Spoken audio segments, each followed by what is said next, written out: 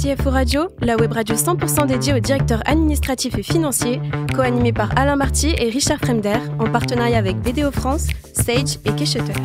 Bonjour à tous, bienvenue à bord de CFO Radio. Vous êtes 11 000 DAF et dirigeants d'entreprise abonnés à nos podcasts. Merci à toutes et tous d'être toujours plus nombreux à nous écouter chaque semaine et à réagir sur notre compte LinkedIn cforadio.tv. À mes côtés aujourd'hui, pour co-animer cette émission, Laurent Lamoureux, associé de BDO France, 5e réseau mondial d'audit et de conseil, plus de 111 000 collaborateurs présents dans 164 pays, et Olivier de Gaetano, Chief Revenue Officer de Keshutter, avec sa plateforme innovante de solutions réglementaires ou plateforme extra-financière. Bonjour à tous les deux. Bonjour. Aujourd'hui, nous recevons Élise Herbst, directrice de l'investissement d'Electra. Bonjour Élise. Bonjour. Alors, vous êtes alsacienne, vous avez un master en finance et vous démarrez chez Morgan Stanley. On est en 2008. Vous avez le nez creux. 6 mois avant la crise financière internationale. Et là, vous vous dites, zut. Non, parce que c'est last in, last out. Donc, je venais d'arriver, j'étais toute jeune, j'étais pas chère et je suis restée alors que les plus chers sont partis. Donc, finalement, c'était le bon pari. Vous êtes resté combien de temps ? Je suis restée 3 ans. D'accord. Ensuite, vous passez chez Marcialis, entreprise cotée SBF 120, c'est ça. Et puis, Pricewaterhouse en 2014. Pourquoi un retour dans le conseil ? En fait, après 6 ans dans l'immobilier, j'avais envie de faire des deals. Et faire des deals avec un peu d'expérience, ça voulait dire passer par la voie du conseil. Et donc, c'était un bon moyen pour moi de toucher au deal sans faire trop de step back, comme on dit. D'accord. Ensuite, vous changez à nouveau, Family Group, et puis un passage chez les bailleurs, Electra. Oui. Alors, j'étais chez les bailleurs pendant 15 ans, côté immobilier. J'ai fait un passage en private equity aussi. Donc, l'idée, c'était de voir toute la panoplie de ce qu'on pouvait faire en immobilier, côté juridique, structuration, fiscale, compta, deal, vraiment la totale, y compris aussi l'aspect entrepreneurial dans Family Office. Et après, je passe côté preneur, en effet. Et puis un fonds, c'est vrai, j'en ai pas parlé aussi. Il y avait passé fonds par un private fonds, equity. Beaucoup de choses différentes. C'était une vraie volonté de tout voir, c'est ça ?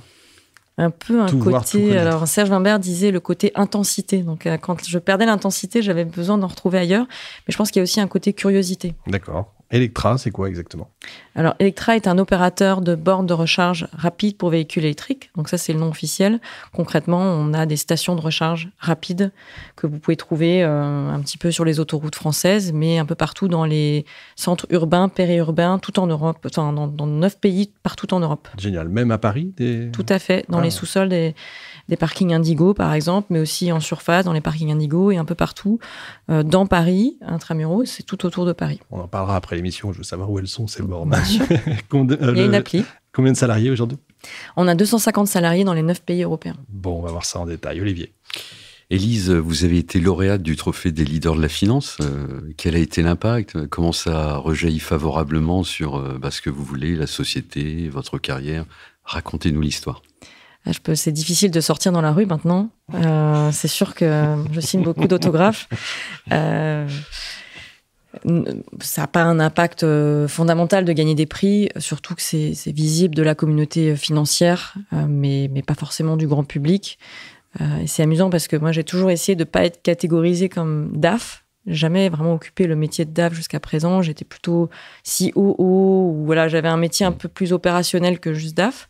Et d'ailleurs, c'est pour ça que j'ai été DAF chez Electra pendant 3 ans. Et finalement, aujourd'hui, je suis plutôt en charge des investissements, c'est-à-dire du financement et du M&A. Donc, j'ai un aspect plus corporate finance et deal. Et on a un CFO qui est arrivé en janvier. Et donc, c'est une reconnaissance sur l'aspect financier et c'est une reconnaissance d'un secteur qui est très bien organisé, qui permet aussi cette reconnaissance et cette visibilité. Donc, j'avais envie de me tester aussi parce que, voilà, sans avoir l'étiquette de DAF depuis 18 ans, je voulais me tester sur cet aspect-là et montrer aussi le côté... on va dire polyvalent du DAF et un peu holistique que j'aimais à rassembler dans mes différentes expériences. Et donc, forcément, c'était une grande satisfaction et une fierté. Mais je suis quand même restée chez Electra et ça ne m'a pas valu non plus une pluie d'offres à la sortie de tout ça. Mais c'est une belle reconnaissance de la place et surtout de se confronter. C'est-à-dire qu'on présente un dossier, on se confronte à des DAF qui ont une très grande expérience et qui vous posent des questions, qui vous challenge sur votre dossier. Et ça, c'était surtout ce que j'allais chercher aussi. Le challenge, c'est important. Laurent ? Alors, le développement des véhicules électriques dépend beaucoup des bornes. Tout le monde dit, quand il y aura plus de bornes, j'en achèterai une. Alors, peut-être que vous dites, quand il y aura plus de voitures, on mettra plus de bornes. C'est un peu l'œuf et la poule. Qu'est-ce qui fait aujourd'hui, comment est-ce que vous faites pour développer des bornes? Est-ce qu'il y a un programme d'investissement? Est-ce que vous êtes des objectifs, je crois, 15 000 bornes? 15 000 points de charge. Qu'est-ce qui bloque aujourd'hui? Est-ce que c'est long, il faut des procédures, il faut des demandes? Qu'est-ce qui fait qu'il n'y a pas autant de bornes qu'on voudrait quelque part? Alors, effectivement, notre objectif, c'est 15 000 places de recharge électrifiées d'ici 2030. Et pour répondre, c'est pas en France, c'est dans les différents pays européens dans lesquels on est implanté. C'est indifférent du programme de l'État qui dit on veut déployer X centaines de milliers de bornes, puisqu'en fait, dans leur comptage, ils sont plutôt sur des bornes lentes. Et en fait, il y a finalement très peu de recharge rapide, qui est la recharge qui est nécessaire en itinérance et lorsqu'on n'a pas de recharge à la maison et au bureau. Les problématiques sont très différentes en fonction des pays. En France, on a Enedis qui fonctionne très bien, qui est très réactif et qui nous permet d'avoir des raccordements pas très coûteux en milieu urbain et très rapides. Les problématiques sont très différentes en Allemagne, dans les pays comme la Suisse, par exemple, ou l'Autriche ou l'Espagne, où on a non pas un Enedis, mais 600 ou 700 fournisseurs locaux d'électricité. Donc, vous pouvez imaginer la complexité, la difficulté aussi de formalité que ça peut représenter par rapport à un secteur centralisé. Donc, en fait, chaque pays a ses problématiques, ses délais, ses coûts, ses acteurs locaux. Et donc, c'est toute la difficulté du marché européen par rapport à un marché américain, par exemple, c'est qu'il faut s'adapter à chaque pays.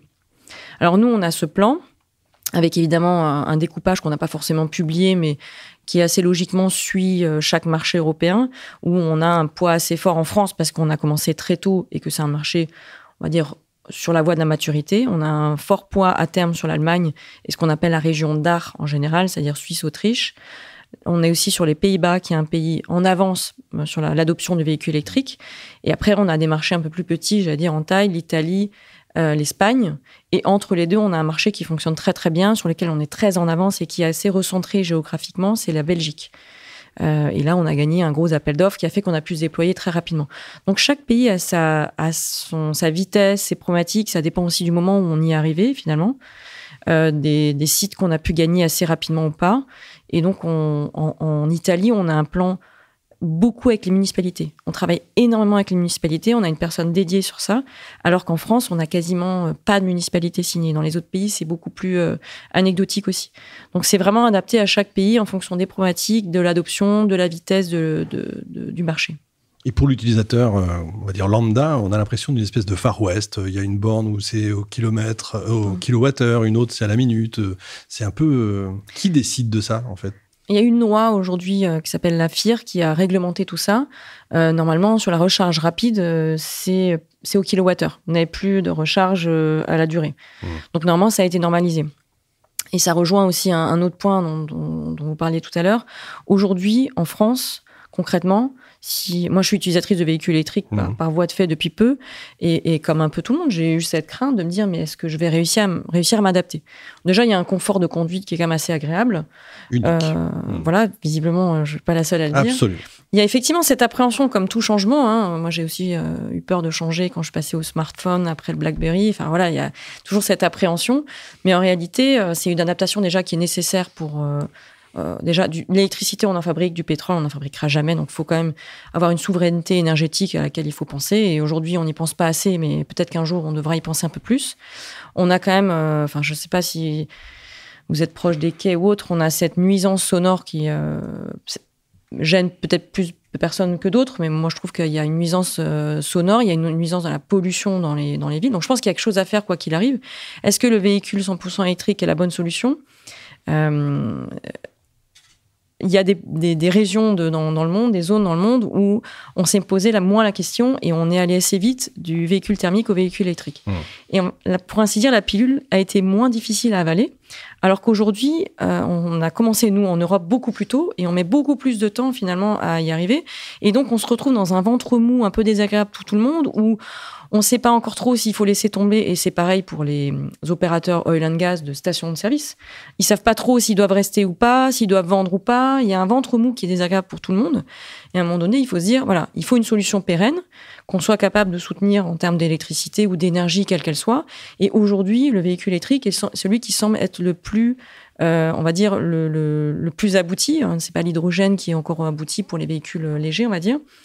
Et surtout, à un moment donné, il faut décider, il faut y passer une bonne fois pour toutes. Sinon, tout le monde va y perdre. Et aujourd'hui, on dit que le véhicule électrique à l'achat est plus cher.